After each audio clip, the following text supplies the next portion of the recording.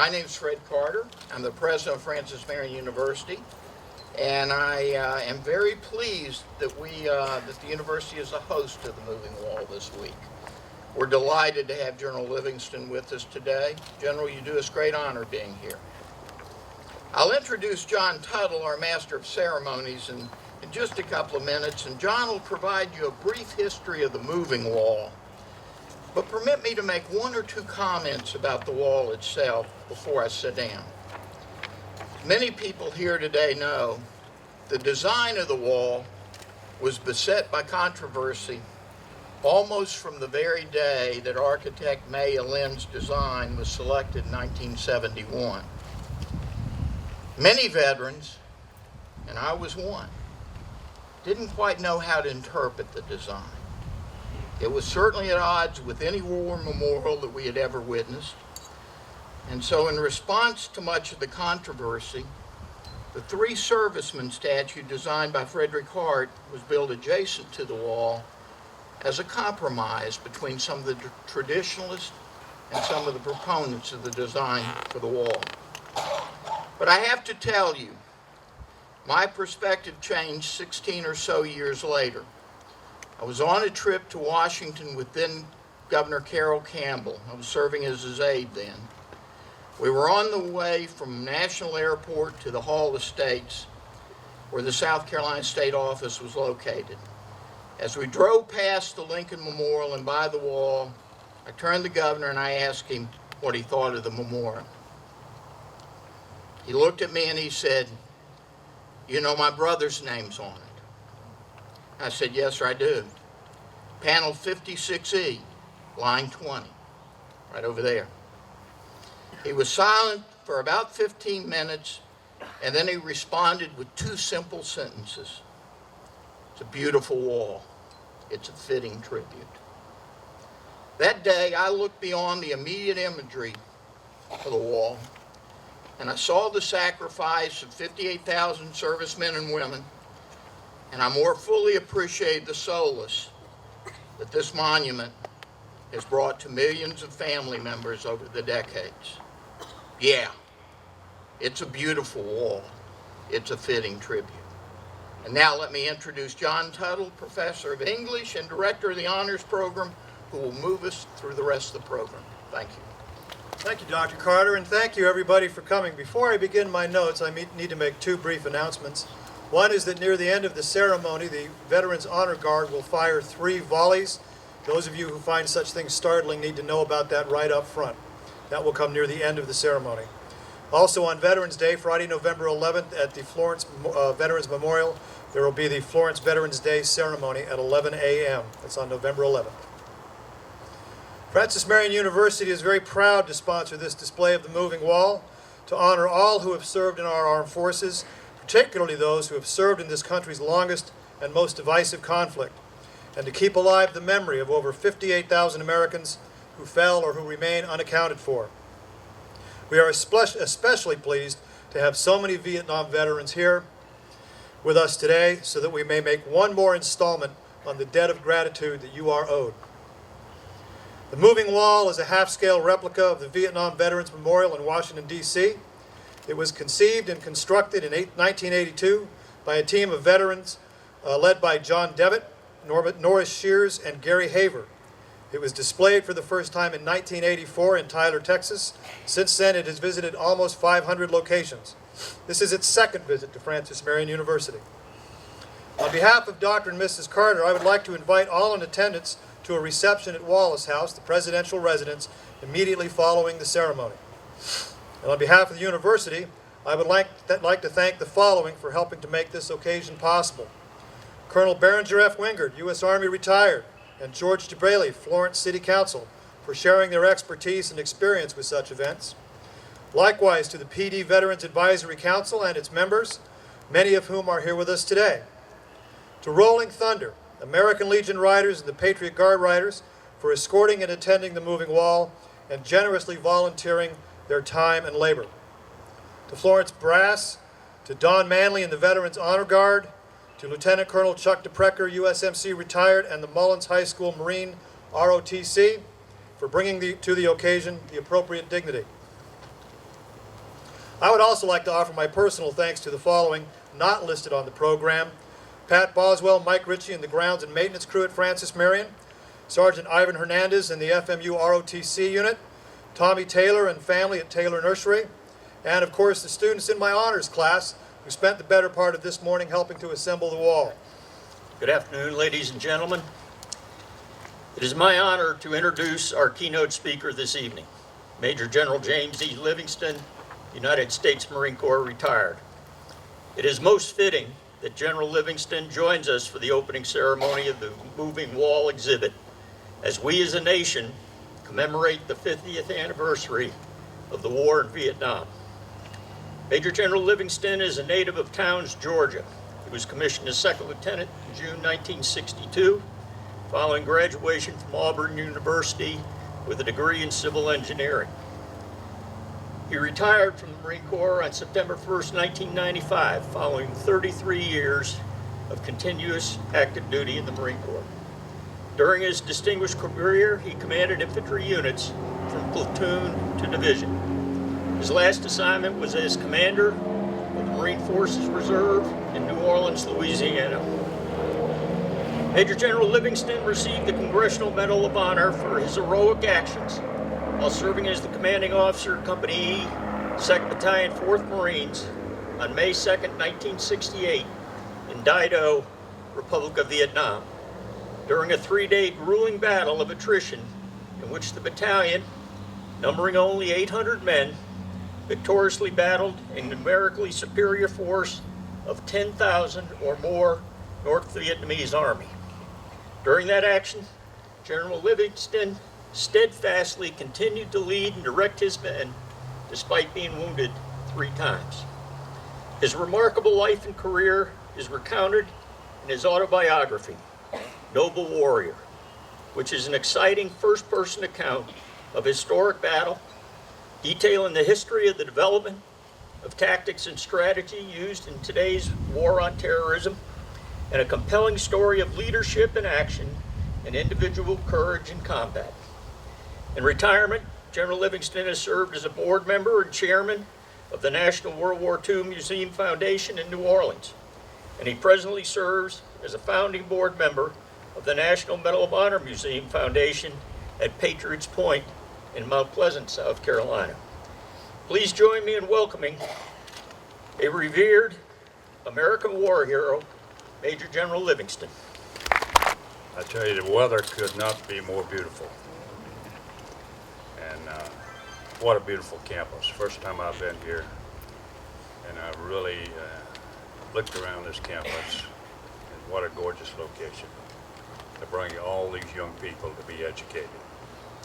And it's a real pleasure for the first time to meet Dr. Carter, U.S. Marine Carter, and thank you for your leadership here over the years. And it's always good to see Jay. And Jay, thanks again for the invite and for the introduction. And it is a great pleasure for me to be here for several reasons.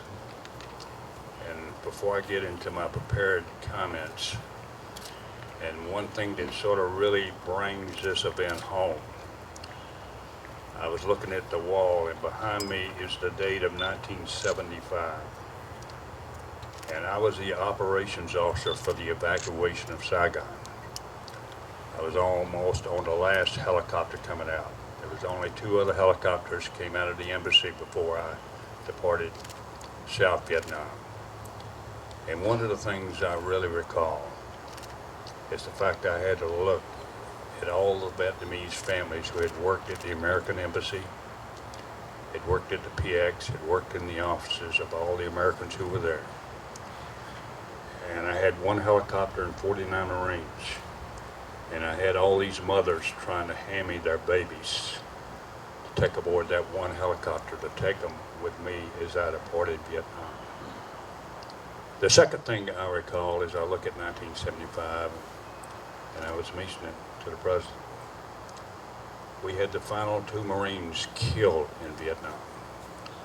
And I was very close to that event, about 300 yards from that event, when an incoming rocket hit these 2 young Marines on a motorcycle and killed both of them. And I thought we had it all square about what to do with our bodies, but it got confusing in those final hours. And the only people that I'm aware of we left behind is those two dead Marines. And that's always been an experience that I've had to deal with over the years, not only the families, but those two Marines we didn't get out as we departed Vietnam. I'd like to say to all the Marines, first of all, soon to be happy birthday. So all you other members of other services will have to forgive me for that. And to all the veterans, Veterans Day coming up. And I wish you a great Veterans Day. All of you deserve it for all the service and sacrifice you've rendered this great nation. And as you worn the cloth of the nation, you've done what the nation has asked you to do. And I really want to note the Vietnam veterans here and say, and it's not because of your service in Vietnam, I want to acknowledge you for your post-Vietnam service. And I always bring this out. I look at Vietnam in contrast to how we were welcomed home. And I look at how the young people who are serving and sacrificing today are being welcomed home. And that welcome home is a direct reflection of your commitment to making sure when these young Americans come home, they feel most welcome and most of all, most cared for. And you Vietnam veterans have led the way in that effort. And you're absolutely to be commended. And that's what I want to acknowledge today. I know about your service and sacrifice. I haven't spent 3 trips yet, but I really thank you for caring for those veterans and leading the way and taking care of them, and also leading the way to make sure they were properly trained to do the job that they have been asked to do today. Let me also thank the families, and I'm reminded of my wife and family and the commitment. And I met a mom here earlier today. She's got a son in the Army and in the Marine Corps. I just think of the families and all the extraordinary commitments you go through and all the great things that you have done for the country. When the serviceman goes away, it is very important to have someone on the home front that keeps and manages the family life. And having moved 29 times and watched my wife go through all these evolutions, believe me, I know what she has been experiencing over the years. And I must tell you a little sea story that she said. We were in New Orleans. She says, we're moving one more time. She says, we're coming back to South Carolina.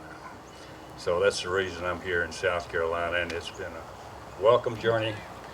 And I had her as a bride from South Carolina for now 50 plus years. And we've enjoyed it every year. But this is an important day for all of us, because we are here today to commemorate the duty, the patriotism, and most of all the legacy of all those great men and women from South Carolina who served our nation during the Vietnam War. And I recall there were some tough times during that war, as a lot of you experienced.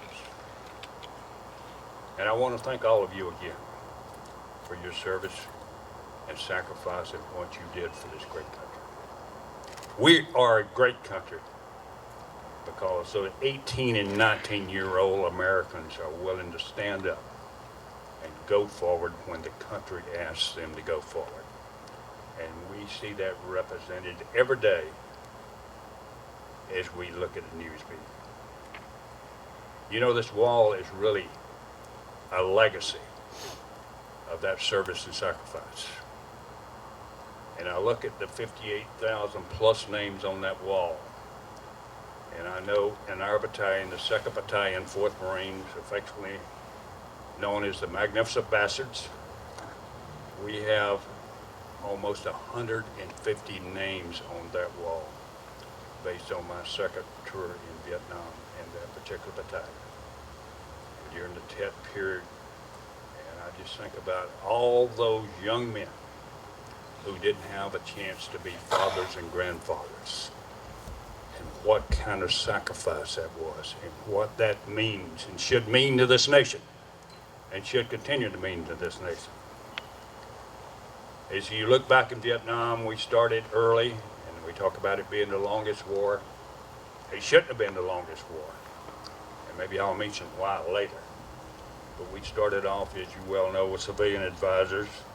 Then we had the military advisors come in, and then we brought into the regular forces, which I was part of early in that engagement. And we look at all the branches of services and look at, regardless of that service, how those members of your service served and sacrificed. It was a controversial war, I agree.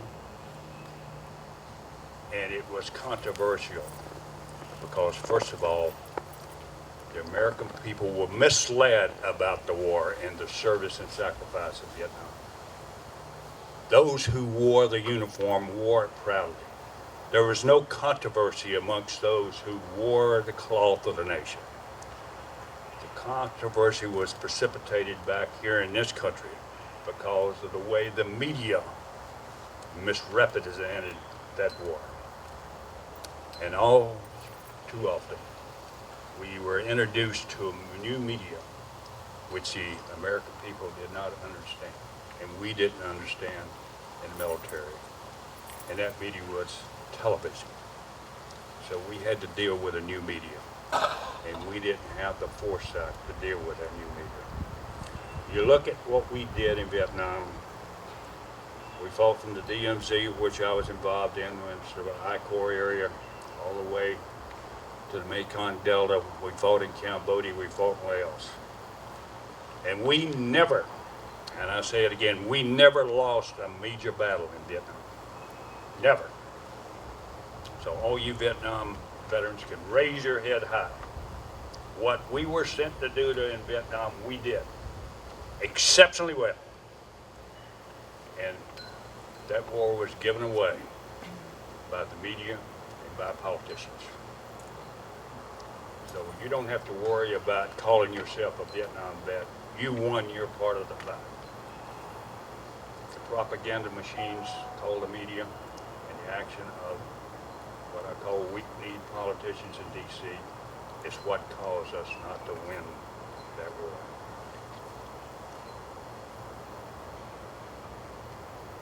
When we evacuated Saigon in 1975, as I commented in my opening comments, I reflected on my experiences and on our two other tours.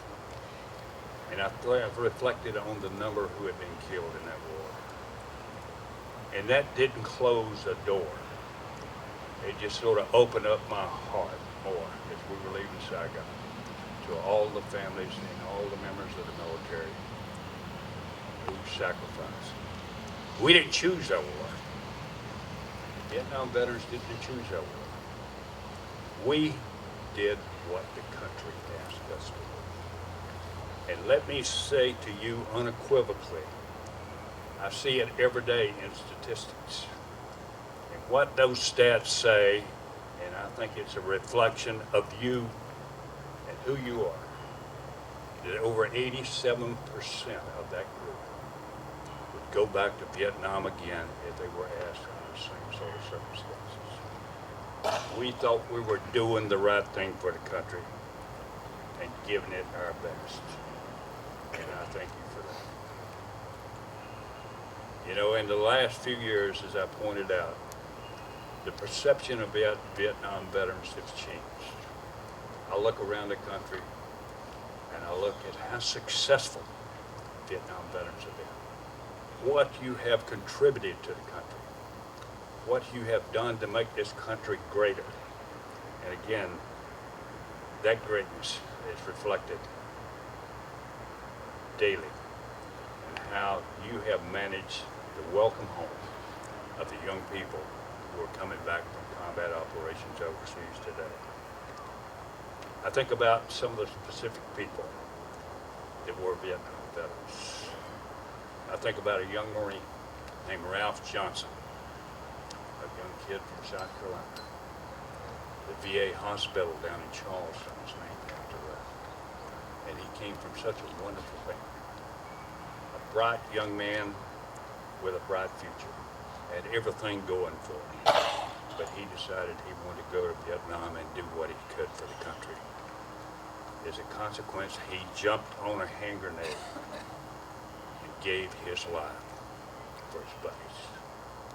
That's how I define all those who served in Vietnam.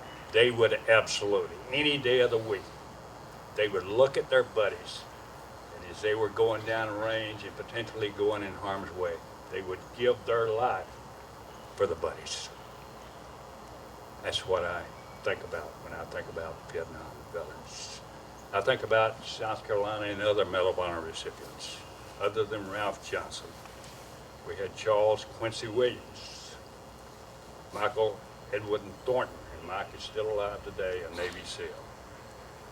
John James McGinney, buried down at Paris Island, Webster Anderson, and James Donnie Howe, who was also posthumous as a result of his actions in Vietnam.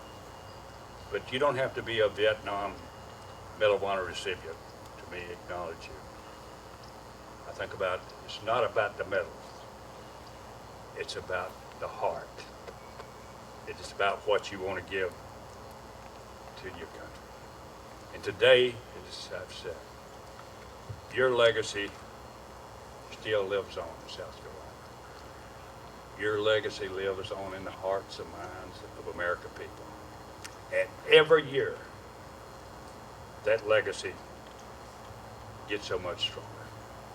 That's a testimony to all you guys and ladies that can call yourself Vietnam veterans. Even if they try to rewrite history, that will never dampen your contributions to this country. Because you look at people who are in this audience, and look at people all over the country. You have captains of industry, you got corporate educational people, military leaders, and their actions have led to the continuing success and the greatness of America. So to all of you South Carolina vets, regardless of your war, I'm reminded, you didn't have to be a Vietnam veteran. I'm reminded of your greatness and your contribution and what you meant when you wore the cloth. And I'm up here to salute you. And the one reason I wanted to drive up, I want to say to all of you, you're a special group. And without this great group, and let me say, you realize only 1% of this nation wears the cloth of the nation? You ever thought of that? 1% of the people in this country is the reason we are a free nation. So you're part, if you have worn the cloth, you're part of that 1%. And it's another reflection of who you are and why I call every one of you very, very special. You are something that this country should always remember.